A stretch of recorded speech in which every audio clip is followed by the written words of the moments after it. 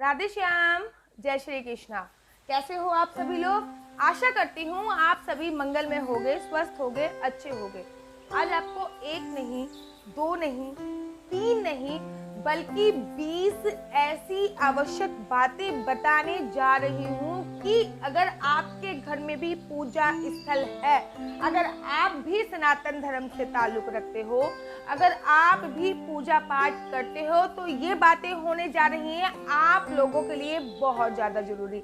कहीं आप पूजा करते वक्त ये गलतियां तो नहीं करते हैं? तो आपके घर में, पूजा घर में, आपके मंदिर में ध्यान रखने वाली 20 आवश्यक बातें मैं आपको बताने जा रही हूँ। चलिए ज़्यादा देर ना करते हुए प्रारंभ करते हैं। लेकिन उससे पहले अगर आपने मेरा YouTube चैनल हरि बोल को लाइक नहीं करा है तो फिर मेरे YouTube चैनल हरि बोल को लाइक, शेयर, सब्सक्राइब जरूर कर दीजिए। तो चलिए प्रारंभ करते हैं। नंबर 1, किसी भी देवी देवता पर अगर पंडित जी कहते हैं कि चावल लेकर आओ, देवी देवताओं पे चावल चढ़ने हैं, तो विशेष ध्यान रखिए कि उसको अक्षत बोलते हैं और अक्षत का अर्थ होता है जिसका एक भी दाना खंडित ना हो, उसको अक्षत बोलते हैं। अर्थात किसी भी देवी देवता की पूजा में खंडित चावलों का उपयोग नहीं होता है।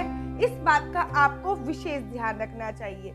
नंबर 2, दूसरी बात, जो पंडित जी चावल मंगाते हैं अक्षत, अगर आप उसको हल्दी में डुबो लेंगे, अर्थात उसको पीला कर लेंगे, तो वो सर्वश्रेष्ठ माना जाता है।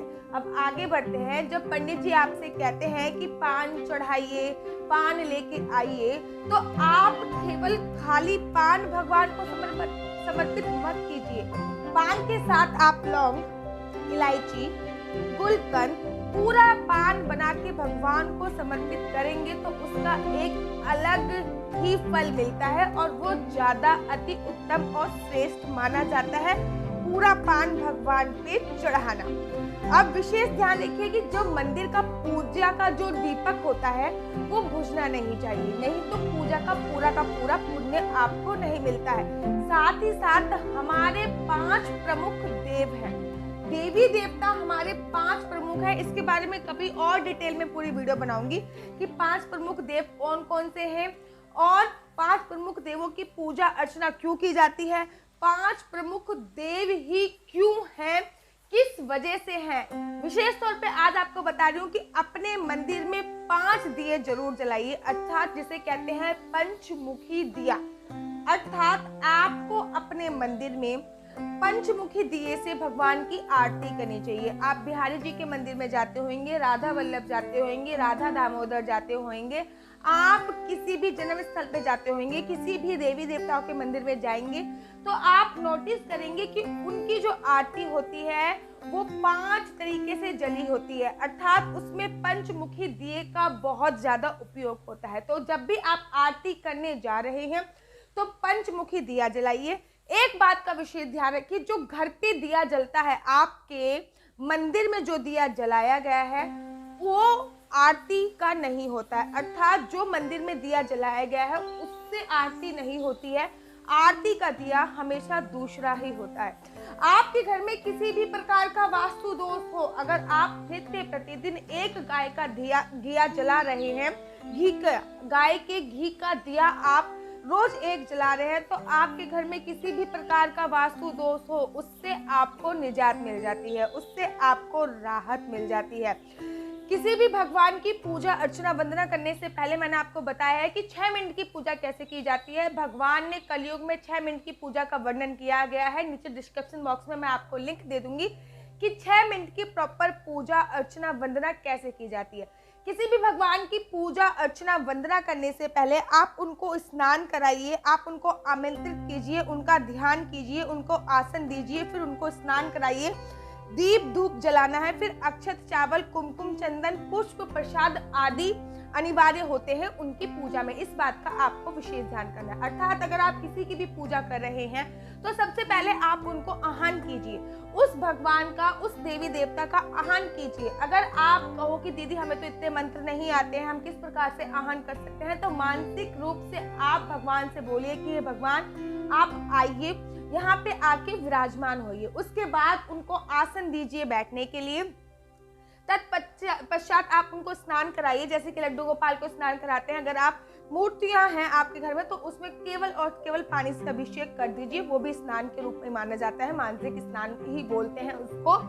अभिषेक कर दीजिए। उसके बाद कुमकुम आदि का आप तिलक लगाइए, पुष्प चढ़ाइए, अक्षत चढ़ाइए। उसके बाद ही आपको ये सभी चीजें अनिवार्य होती हैं।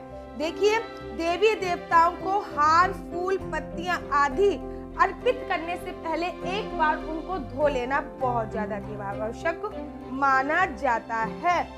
आपका पूजा का जो भी आसन है, अर्थात आप जिस भी आसन में बैठ के आप पूजा कर रहे हैं, विशेष ध्यान रखिए कि उसको पैर से इधर उधर नहीं खिसकाना है। जब भी आपको उसको मूव करना है तो आपको उसको हाथ से ही मूव करना है, कभी भी पैर से आसन को इधर इधर उधर नहीं खिसकाना चाहिए।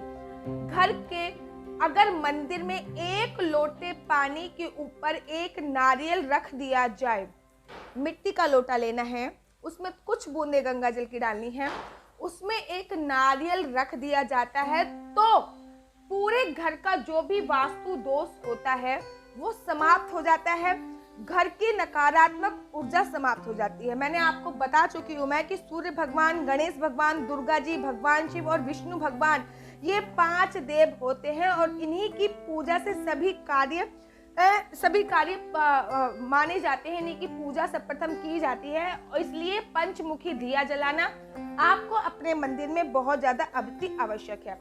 ध्यान दीजिए कि अगर तुलसी के पत्ते हैं वो 11 दिन तक बासे नहीं होते, अर्थात आपने अगर तुलसी का दल भगवान को चढ़ाया है तो आप उस दल को दोबारा पुनः भगवान को चढ़ा सकते हैं। बेलपत्र के जो पत्ते होते हैं वो भगवान को हमेशा ही उल्टे चढ़ाने चाहिए। बेलपत्र के जो पत्ते होते हैं वो धो के दोबारा में यूज भी हो सकते हैं दोबारा यूज कर सकते हैं जो बेलपत्र के पत्ते होते हैं। अगर आपको कहीं से बेलपत्र नहीं मिल रहा है तो आप उन बेलपत्र के पत्तों को ही एक बार धो के दोबारा यूज कर सकते हैं, वो पुराने नहीं माने जाते हैं 2 महीने तक। ठीक उसी प्रकार तुलसी के पत्ते 11 दिन तक पुराने नहीं माने जाते हैं।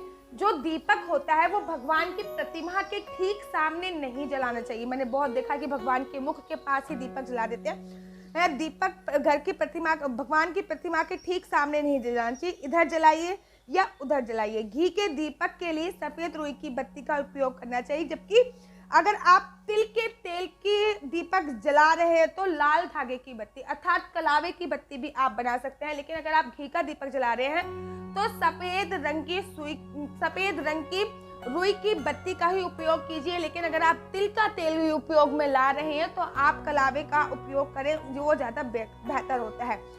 पूजा में कभी भी किसी भी देवी देवता की खंडित मूर्ति नहीं रखनी चाहिए। खंडित दीपक में कभी भी दिया नहीं जलाना चाहिए। खंडित आपके पास कोई पुस्तक है वो खंडित नहीं होनी चाहिए, वो शुभ नहीं मानी चाहिए, शुभ नहीं मानी जाती है।